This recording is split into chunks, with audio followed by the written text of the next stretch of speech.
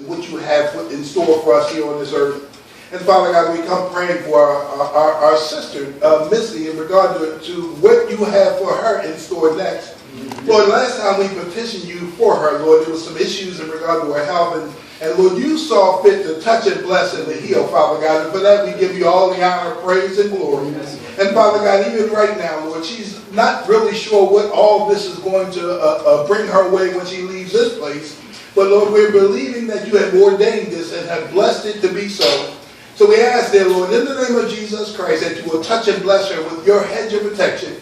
Father God, that you'll watch over her from the top of her head to the bottom of her feet. And Lord, just help her to realize that all her steps are already been altered by you. And dear Lord, for her replacement here in this place that's going to fill this slot, that Lord, you will anoint her and bless her in a mighty and a special way as well. Amen. Father God, we thank you for how you work things out in her life. We thank you for how we believe you're going to continue to walk with her and talk with her and be with her. And Father God, give her every which way of direction that you would have her to go. And Father God, this we ask in the matchless, miraculous name of your Son and our Savior, Jesus the Christ, with much, much thanksgiving, as collectively we say. Amen. Amen. Bless you.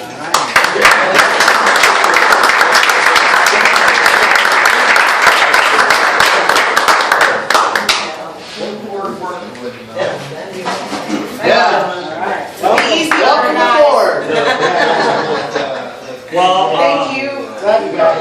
I'd like to introduce our speakers, Mark Sexton. He is the program coordinator of Family Promise of Brevard. They work family by family with the homeless. And before I do that, I got a couple little things to say. First, we got a sheet to sign up for the email up here. Underneath it is a sheet to sign up if you want to take the sheriff's pistol class. They require 22. We have 14 people signed up. And then it would be a class all for only fuel people, I guess, or for anybody else you might want to invite. And the other thing is, after the meeting last week, Jerry told me that Bill Haskell, we all know Bill, had a heart attack the day before, very serious. I guess it's not a heart attack. He has an infection in the valve, and I called him Friday in the hospital, and he really just wanted to talk about the $150 billion we gave to Iran. So I figured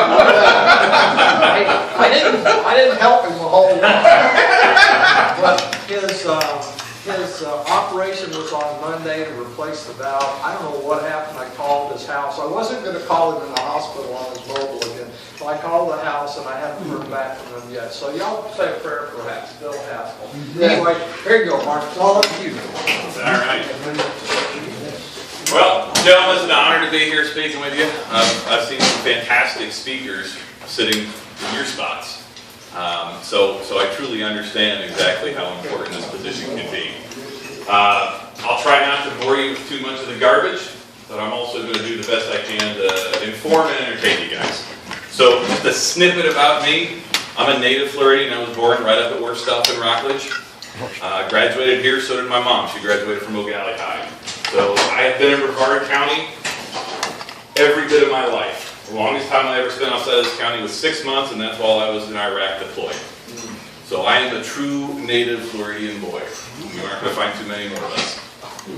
I've done a lot of the same jobs you guys have done. I've done commission sales. I've been a truck driver. I've been a garbage man. I've done everything that I needed to do to get by to support my family, to support myself. But what I've always been able to do is look forward into what that next stage is. And sometimes it took some pretty big leaps of faith, completely changing careers. About 3 years ago, the VA decided that it was okay for them to send me back to school. So I went and got my master's degree in social work. Completely changed the direction. I've been a truck driver for 9 years, driving semis up and down the state. That change led me to where I am today with the organization that I work for, Family Promise of Brevard. Some of you have heard of that organization. Some of you I've talked to at lunches here. If there's a single point that I want you guys to be able to take away about our nonprofit, it is that we are the only shelter in Brevard County that will provide supports for a single dad, for an intact family with a father, or for a family with boys over the age of 12. That's what makes it so important for me to be here speaking to a men's group. is that we value the importance of keeping the family together. Any other shelter in the county, if a mom and dad show up with a child, the dad's going to get sent to a singles shelter. The mom and son are sent somewhere else.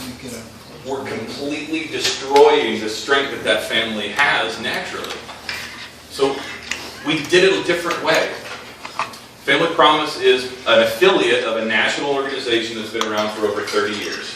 We were originally founded in New Jersey. And we take every dollar that comes in through funding and donations and match it with $3 of in-kind donations from volunteers and churches. Wow. We've been active here in Brevard County for 3 years. In those 3 years, we've sheltered 66 families. We have an 86% success rate of getting families into permanent housing. Our average length of stay is 32 days. Wow. The national average for Family Promise is 65 days. We are intensive. We are not an easy program. But every single one of you has the ability, and some of you already do it and don't even know it, to support what we do. We don't have a brick and mortar shelter.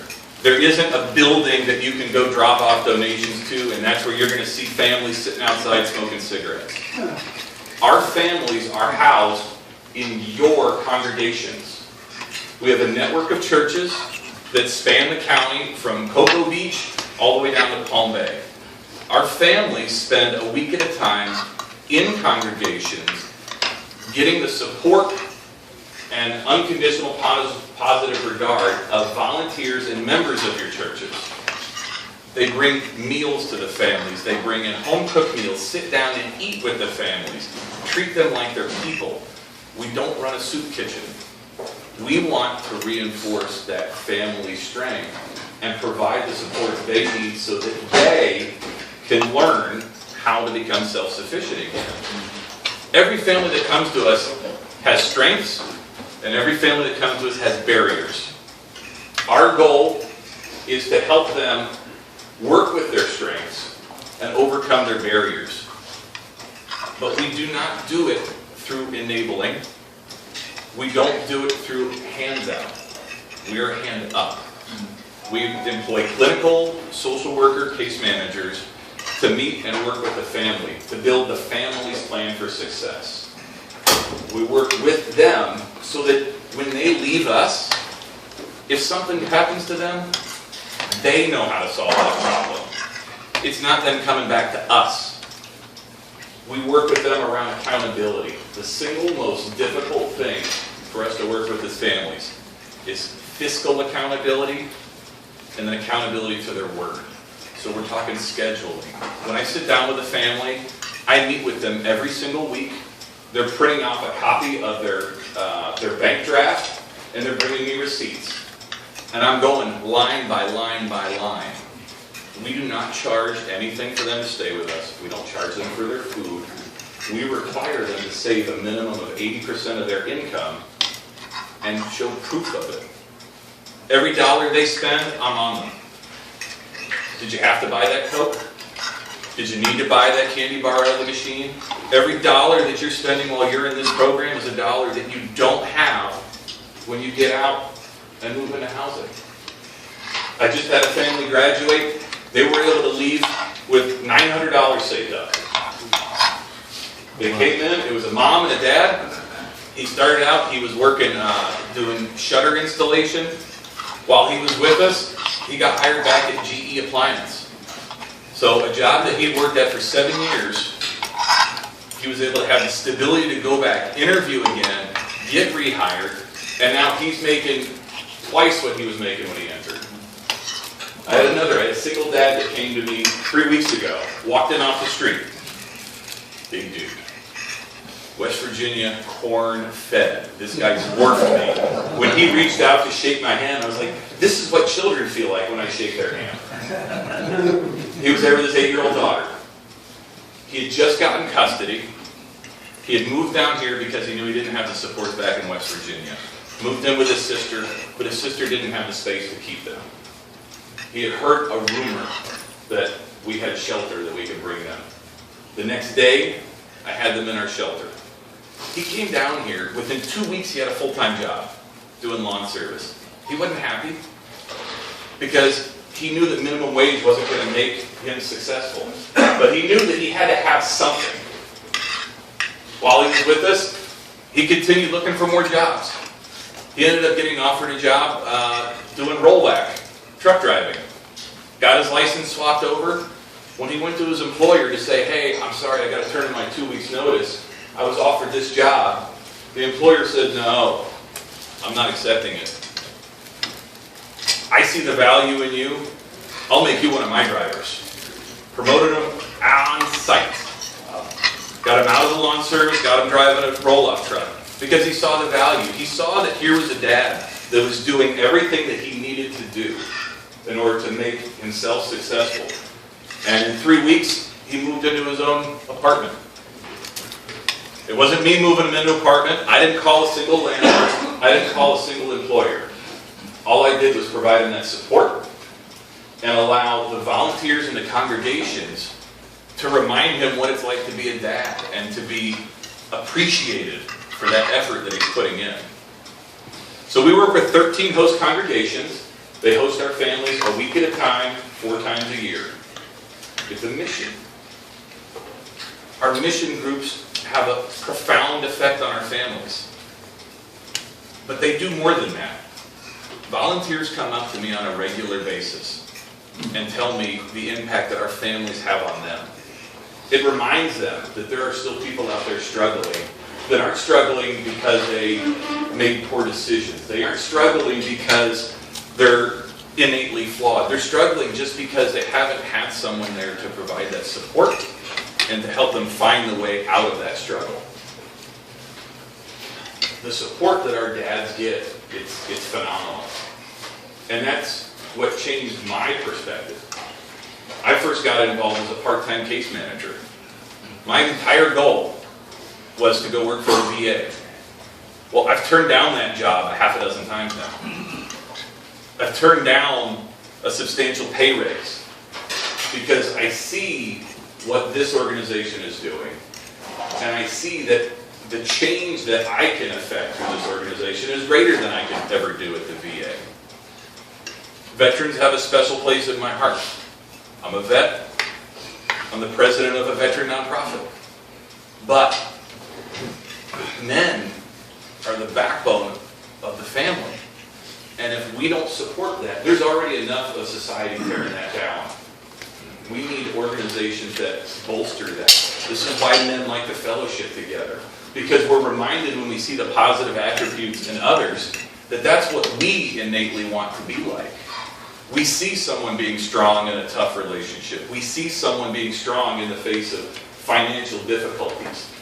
And we internalize that. And we take that away with us and say, you know what? If they can do that, I can do that. Without even realizing that we're providing that exact same example for other people in the room.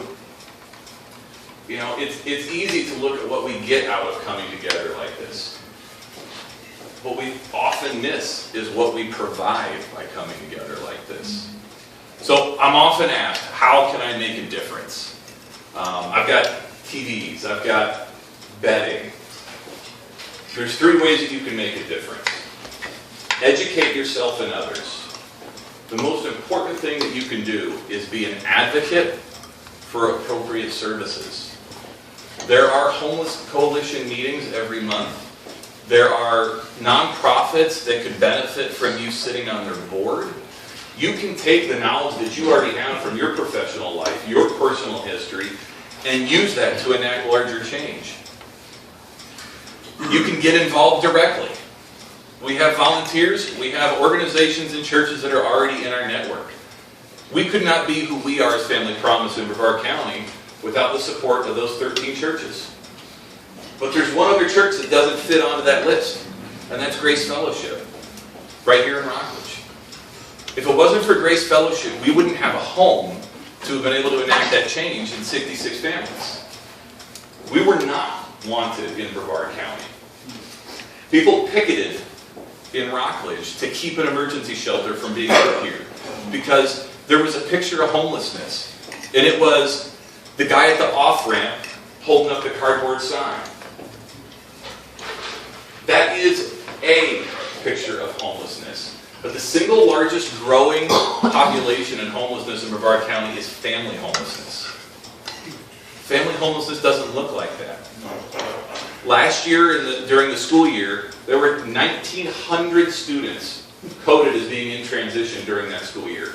That only accounts for ages 5 to 18. An estimated 40% of the kids experiencing homelessness aren't in that count because they're under the age of 5. Does that mean that there's always that many out there? No, it doesn't. But it means that there is always an opportunity for you to reach out individually, through your congregation, through your groups, to make a difference. And lastly, donate. Every single organization, they get a portion of their funding from personal private donations. They get it from the support of congregations. And some, like us, we get grant funding. Our grant funding has been cut dramatically in the last year. Not through anything that we've done. It's been the federal government redeciding how they want to divvy out grant funding. I'd like to get completely off of grant funding. Right now I'm limited. I have to make sure that people are eligible for services. I have to follow these hoops and jump through them because of that funding. But a wallet isn't the only way you donate. Your time can be every bit as valuable as your dollars. So, I've got some time to take any questions you guys might have. I've been doing this for the last 2.5, almost 3 years. I work at several different levels. I hold positions within the County Homeless Coalition, and then obviously I'm the program coordinator for Family Promise. Do you guys have any questions for me? Okay, we had a fast one jump up. In regard to the families that you take in, or the people you take in, I'm assuming you have some kind of qualifications or something before you can allow them in the program? That's right. I would just... Want me to elaborate on that? Yeah. Okay, I can do that. That's easy. So, we do not look at barriers to shelter. What we look at is trying to apply the best fit for a shelter program. We understand that not every family is going to be successful in our program, and we also look at that as trying to force a round peg into a square hole. Nobody ends up happy. So, our requirements are your family has to be able to be safe in our setting. I have to be able to know when I go talk to volunteers, and the average age of my volunteers at the churches is over 60, that I have a safe setting for them. I have to have a safe setting for the families. So that means we do level 1 background checks on every family that comes through. I do drug screening. Do I do drug screening to tell them they can't be part of the program? No, but telling them up front that we expect sobriety, that helps us define whether or not they're ready for our setting. Because you're staying on ordained property. You're staying at a church. I can't have someone going in there that's going to be sneaking in a bottle of liquor. I can't risk that kind of exposure to the churches. We do require that they have minor children. Minor children sometimes get stretched a little bit. I've had families with an 18-year-old. He's still enrolled in high school. Absolutely bring that family in. The family cannot be actively abusing substances. If they have mental health, which I'm going to tell you right now, every single family is in one way or another directly touched by mental health and mental illness. Every family in here has someone diagnosed or undiagnosed that has some symptoms of mental illness, and it is no different for my families. But if they are untreated and unsafe, then this is not an appropriate setting. Obviously, if they're sex offenders, we can't bring them in. We do work with felons. Felons have been some of my hardest working families. But we understand and have that conversation. What does that felony look like? What is the circumstances? A rap sheet doesn't tell me the whole thing. I'll do referral checks. If I've got a question about a family, maybe I've got someone that just recently moved here and they don't have any contacts around here. I've called a school principal in Michigan to find out what's the mental health and stability look like for a child before I bring him in. I've called previous employers That he's like, hey, look, this guy will vouch for me, that I really am handling this the way that I'm handling it. But most importantly, they have to be able to rehouse themselves in 30 days. What we find is that when a family stays longer than 30 days, it has a psychological toll, and it takes a toll on the relationship. This is boot camp. You know, lots of couples retreats, they say, get in a canoe and find out how good your relationship is. This is a small canoe on a big lake. I've had families get married in my program, and I've had them split up in my program. It's a fact of life. We do offer mental health services, but we are designed to be a short program. Another question? You mentioned single fathers a lot. I'm a single father, so I'm kind of relating to what you're saying. Do you help them with finding work and finding jobs? I mean, jobs that are going to pay the bills. What we do is, I am not an employment specialist. We're able to do the work that we do because we make connections with agency professionals that do this for a regular living. So we have teams with Career Source, Goodwill, where we pave the way. I do resource brokerage. I know that I can sit down and help someone build a resume. It's not going to be as good as someone that builds resumes every single day for a living. So we try and bring in that community partnership so that we're not duplicating services. But I can tell you that single dads are the fastest moving population. I've brought in single dads, intact families, single moms. What I have seen over and over and over again, the families that know that this is their last and only support, they get it done. They appreciate having that opportunity, and man, they jump at it. My fastest one, I had a single dad, no transportation, was a cook, had an 8-year-old daughter. In 6 days, from the day I brought him in, he got the keys to his house. He only had 1 day off from work that week, but he got it done. And it just goes to show that men are ready to raise to that challenge. It's a matter of just pointing them in that right direction. How do you help them if they have young children, minor children? What I found, most of the jobs, they are 8 to 5. 9 to 5 is gone. Right. They're 8 to 5. You have child care issues, working around the hours of school. So one of the initial partnerships that we developed when we first became operational was with the Early Learning Coalition. What the Early Learning Coalition does is that they are able to take in and provide priority to families coming from emergency shelter for subsidized daycare. So typically within 10 days of entering my program, they've already filled out their application, they've already been approved, and the kids are in daycare if they're under age 8. If they're in school, they stay in their school of origin. We do not have them pull their kids out. We try and maintain as much stability as possible. That's thanks to the McKinney-Vento Act. School buses come and pick them up from our resource center in Rockledge and take them to whatever school they belong to. I've had to get in there at 6 o'clock in the morning so someone could hop on the bus and go down to Bayside High, or to go up to Titusville to an elementary school. So our number one priority is making sure that the kids are cared for. We want them enrolled in daycare as soon as possible. They've got to be enrolled in school. We don't make any exceptions there. Yes? So the specific roles of the churches for volunteers, so include the sustain of the church, right? So you can stay, somebody's got to stay with them overnight, somebody's got to feed them, et cetera, right? Is that... That's absolutely right. So each church that is a host congregation has a coordinator. That coordinator typically sets up a couple of teams to make sure that everything operates nice and smoothly. So the ways that people volunteer at the churches is set up and tear down. We own 16 roll-away beds, just like you get in a hotel. And we have a trailer that they travel in, and they go to each church. And then you've got this big, beautiful trailer with a fantastic wrap job on it sitting out in front, advertising to everyone that drives by that your church supports Family Promise of Brevard. But a team has to come in and set those beds up into rooms. Every church looks different. Some of them they use classrooms. Some of them all they have is a great hall, and they bring in like party tents so that each family gets their own party tent so they have some privacy.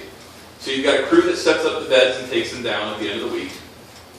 You've got a crew that comes in and provides meals. So we ask the churches to provide one home-cooked meal every evening for the families and to stay and eat with them.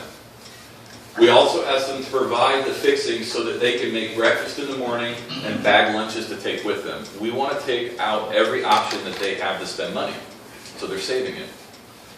There are overnight hosts. They typically come in around 8:30 at night, and they've got the easiest job in the network. They sleep. They get up at 6 a.m., and they go. They're done. It's just that easy. We like to have a male and a female because there are still females in our program. A lot of pastors get involved and want to come out and meet our families. And through no direction of ours, they develop some fantastic relationships. We are not a faith-based organization. We're a secular nonprofit. Otherwise, we wouldn't be able to get the funding that we needed to operate. But we also recognize that this is an opportunity, a medium, and we tell the families, you are not going to be evangelized to. But if you've got a question, these are absolutely the people to ask. And many of our families develop relationships that a year later, they continue going to a church that they just made that bond with. And some of them come back and volunteer for us. I've got one of my single moms that went through. She came in every time there was a hosting at her church, she made sure that she was on the roster to serve a meal. And she wouldn't even tell the families that she was a graduate. It was just she recognized the support that she had gotten from this and wanted to give back. And we support that kind of a response. And then there's other situations. We do fundraisers. We've got a big golf event that's coming up in November. Our golf event is one of our biggest fundraisers. So we're always looking for opportunities to engage the public.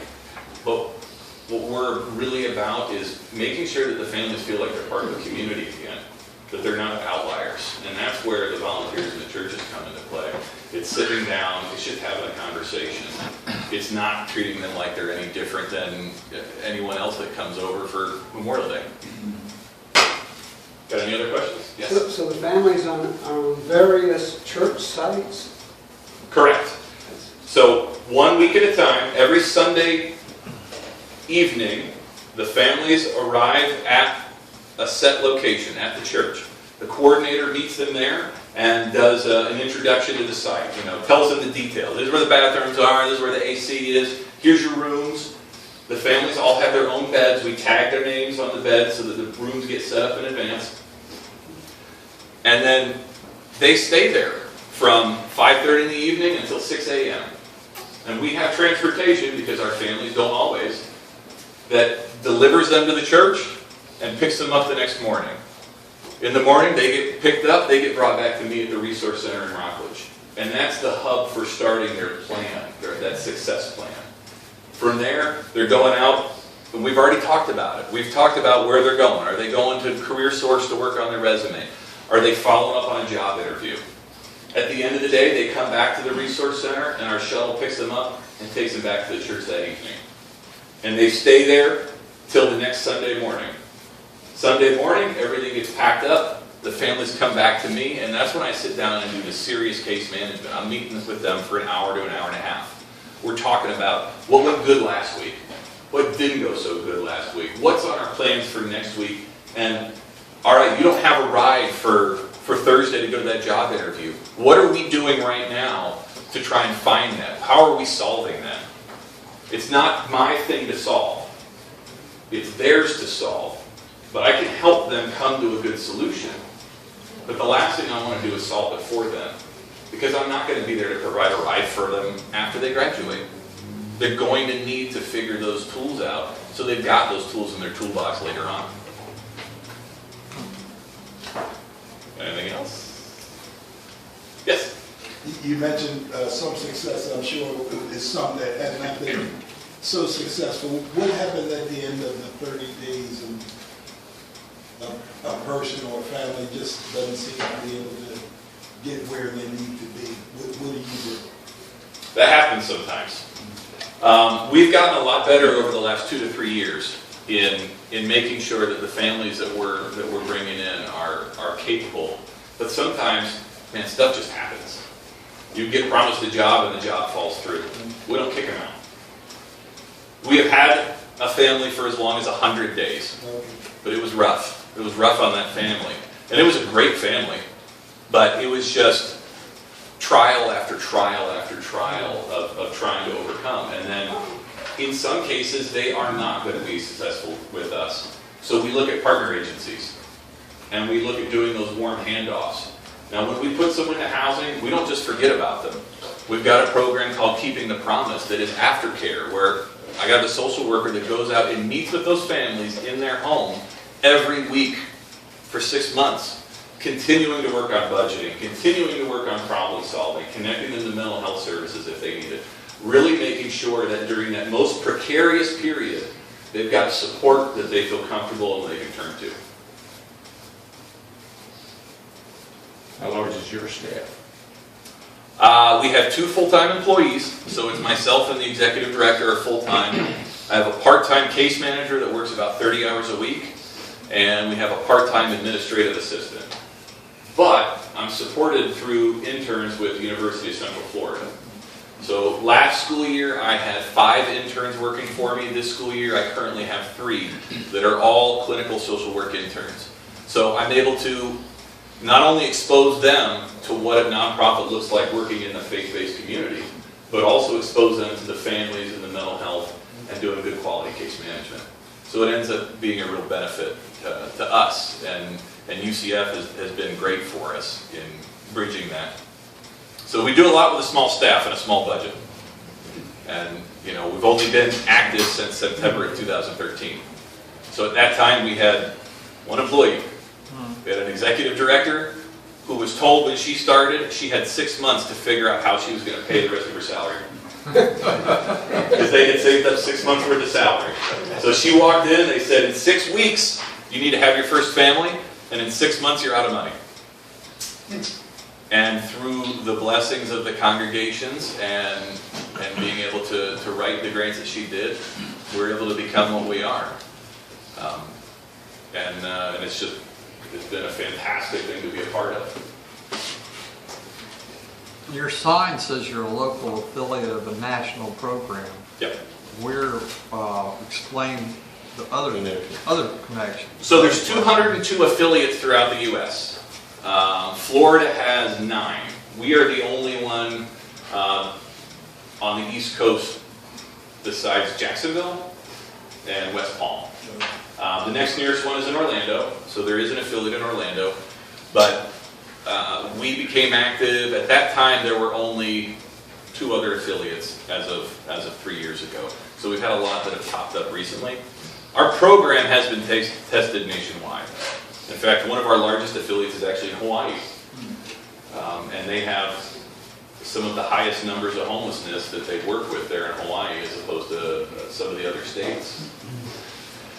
So as an affiliate, we follow a national model, which is this interfaith hospitality network. And it's had a lot of time to work the bugs out. But there's always something to be surprised by. We got anything else? Is Crash your biker name? It is actually. Picked up on that, huh? So the other nonprofit that I am a member of is the Combat Vets Motorcycle Association. So I'm the president of that organization for another 3 months until my time's up. But I got that name over the couple of years when I was a combat truck driver. Luckily, those things that happen overseas don't end up on your license here. So I do have literature here. I've got business cards. I've got postcards with information. I also have flyers that you can take back to your congregations if you're interested. Our congregations have 3 different levels of support. So we have host congregations that actually host our families on site. We have support congregations that usually piggyback onto hosts because maybe they don't have the room. Maybe their missions section is full, and we respect that. We understand that. They might still have volunteers that want to help out. So we connect them to our other host congregations so that if there's an opening, hey, I need someone to cover lunch on Wednesday, they can hop in and do that. They also provide a lot of support for our fundraising activities. A big one for for us in the last year has been Church of Viera. CAV has been a huge support for us. They hosted our Box City event last year, which is a big fundraiser for us. And that's where my rapid response team originated out of. So when I have a call and I need something to be done for a family, and we've exhausted every possible other option, I know that I can pick up that phone, and to date, it's gotten done. You know, not every person that's a volunteer even belongs to a church that's in our network, and that's fine. We've got plenty that are on the outside that they just get connected through one person or another. They get put on that rapid response team, or they want to help out with sitting on a board or on a committee, or they just want to help out with fundraising. If all you do is golf, come to me. I got plenty for you to do with golf. Our last golf fundraiser raised, we grossed $57,000. 5,000 of it was brand new, thanks to a partnership with F.U.E.L, who some of you guys may know. He volunteered to come in and do a helicopter ball drop. Wow. That alone raised $5,000 for us. So we partner, probably with organizations you already know, but we're the new kid on the block. So most of you haven't heard about us until now. Did I see another question pop up? Yes? When a family comes in, they see you, or how many different people, how do they get to you specifically? Like when you're saying that, you know, a family will come in, a single or with children or whatever, how many different people basically evaluate their situation and then determine what you're going to do? Okay, so we try and make it as seamless as possible. The way that a family gets to me is, first of all, they call our intake line. Whether that is a number given to them by a partner agency, or whether it's a number given out by a church, or maybe they just heard it from a family already in the program. When they make that call ends up coming to me, and I divvy it out to one of my case managers to return. Every call that comes in, we call back. That doesn't mean we're always going to reach somebody, but I train my staff that they will never be the one waiting to make the call back. When we make those calls, we typically spend 30 to 45 minutes on the phone with a family. We're asking them about all the things that led up to where they're at, trying to figure out really good understanding of the family, the systemic problems, what are their strengths, we're reinforcing those strengths, and what are the barriers that we have to work around.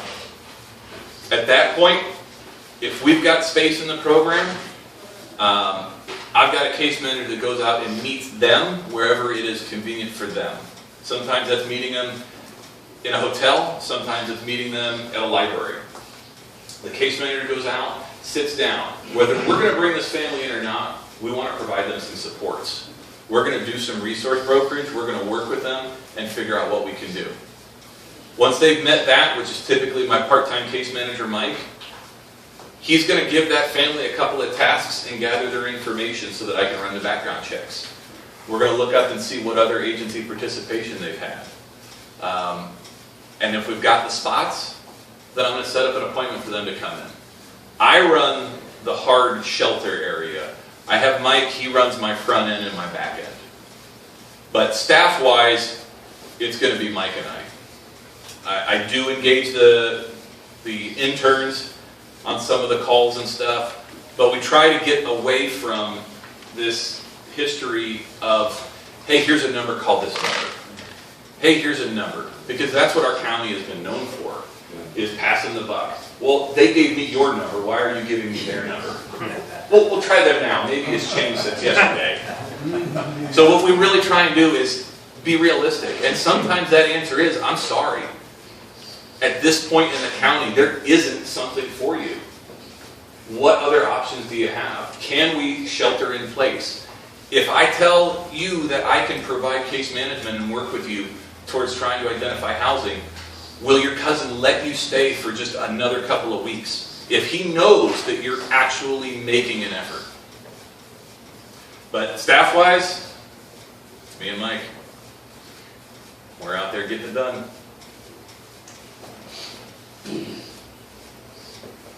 Got anything else? All right. Greatly appreciate you guys letting me talk. If you have any questions, I'll be back here with literature and everything else. All right, Bill's Thank asking you. me to close.